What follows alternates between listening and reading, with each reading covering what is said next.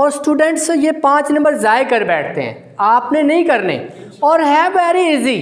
और जब स्टूडेंट देखते हैं उन्हें पता होता है यार कौन सा सवाल है, आन लगाना था, ऐट लगाना था, इन लगाना था, इन बातों का पता नहीं होता। मैं आपको ये बातें बताता हूँ, प्रेपोजिशन का इस्तेमाल बताता हूँ, और आपके ये 5 नंबर बिल्कुल पक्के हो जाएंगे। अब समझना ज़रा, समझने से आपके ये ना पक्के हो जाएंगे। ये लोअर बोर्ड में आया था और इस तरह प्रेपोजिशन पूछी गई थी। अच्छा, पहले है जी इट इज़। पहली बात आपको इसकी उर्दू आनी चाहिए। It is 10 o'clock my watch.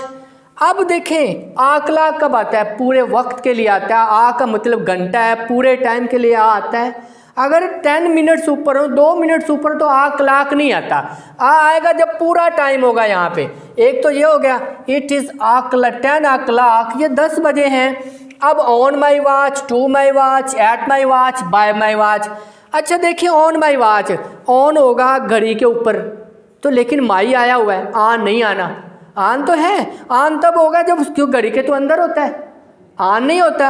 आन आपने नहीं लगाना, आन नहीं आएगा। टू देखो इशारे के लिए तो आता है, to your watch, to my watch, तो ये भी तो ठीक है, लेकिन नहीं आएगा।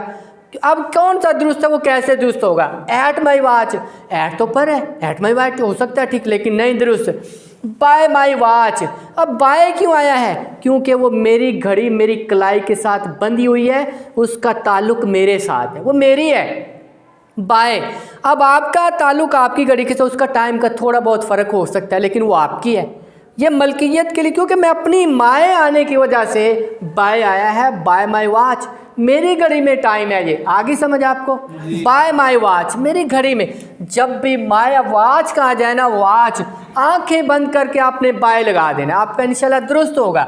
अब दूसरी मरूजी, ही वॉज एंगर, वो एंगर था, गुस्से में था। एट दैट टाइम, इस वक्त। एंगर इन, अच्छा पहले देखते हैं anger to, anger of, anger at. किसी बात पर नाराज होगा तो आएगा एंगर एट, लेकिन बात पर नहीं है। अब उसके बाद एट टाइम, इस वक्त नाराज है। उसके बाद एंगर ऑफ, का की के लिए ऑफ आता है, ऑफ भी नहीं आना। एंगर टू, टू इशारे के लिए आता है, नहीं आएगा यहाँ पे। एंगर इन, गुस्से के लिए एंगर आता है, इन एंगर, गुस्से में। अब इससे पहले है, क्योंकि अगर ये बाद में होता, मारूजी बाद में लगनी होती, देखे एंगर एट आया हुआ है ना, एंगर के बाद आना था तो प्रेपोजिशन बाद में एट आना था। अब चूंकि गुस्से में है तो उससे पहले, जब एंगर से पहले प्रेपोजिशन लगेगी तो कौन सा? इन लगेगा, इन एंगर। क्योंकि गुस्से में, बंदा गुस्से में, गुस्से का ताल्लुक दिमाग से है, गुस्से के जज्बात दिमाग में होते हैं। और इन तब आता है जब कोई चीज़ किसी चीज़ के अंदर होती है। In room, in mind, in my eyes, in my heart. In देखो यहाँ पे इन एंगर, गुस्से में, वो गुस्से में है इस टाइम। उसके बाद तीसरी मर्जी, आई एम सीनियर हिम। देखें यहाँ पे सीनियर ऑफ गलत है, नहीं आना। ऑफ का की के अगर करे, मैं सीनियर हूँ हिम उससे, उसका सीनियर हूँ का आएगा तो आ सकता है, लेकिन नहीं आना, कभी नहीं आपने लगाना। अब देखो इन, सीनियर इन नहीं आएगा, आन नहीं आएगा, सीनियर टू आएगा। वजह क्या है? ये आई ओ आर पे ख़त्म होने वाले वर्ड्स हैं। जो वर्ड्स हैं, जो वर्ड्स आई ओ आर पे ख़त्म होते हैं, लैटिन वर्ड्स होते हैं, इनके बाद हमेशा टू आता है। यानी कि ये मारूजी हर साल ज़रूर आती है। जो वर्ड, जो मारूजी ऐसे आई ओ आर पे एंड हो, उसके बाद आपने प्रेपोजिशन लगाना, आपने आंखें बंद करके टू लगा देना है। याद रहेगा भाई? क्या लगाना? आपने टू लगाना है। I am senior to him, मैं उससे सीनियर हूँ। वट जो है ना, वट आर यू, दूसरी मारूजी। MCQ number 4, what are you looking.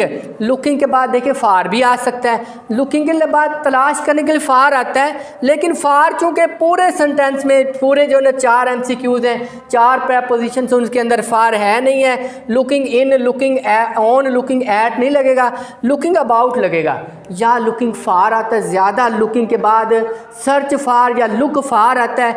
अगर फार मौजूद ना हो तो आपने लुकिंग अबाउट लगा देना, तो इसका अबाउट करेक्ट है। उसके बाद ही वेल टेल यू, वो बताएगा आपको द रिजल्ट, रिजल्ट बताएगा, ऑन रिजल्ट, रिजल्ट के ऊपर नहीं, ऑफ रिजल्ट, रिजल्ट का, एट रिजल्ट नहीं, about result, he will tell you about the result, वो आपको रिजल्ट के बारे में बताएगा। अब रिजल्ट के साथ दा क्यों लगा है? क्योंकि वो रिजल्ट जो उसने बताना है वो दूसरे रिजल्ट से ख़ास हो गया है।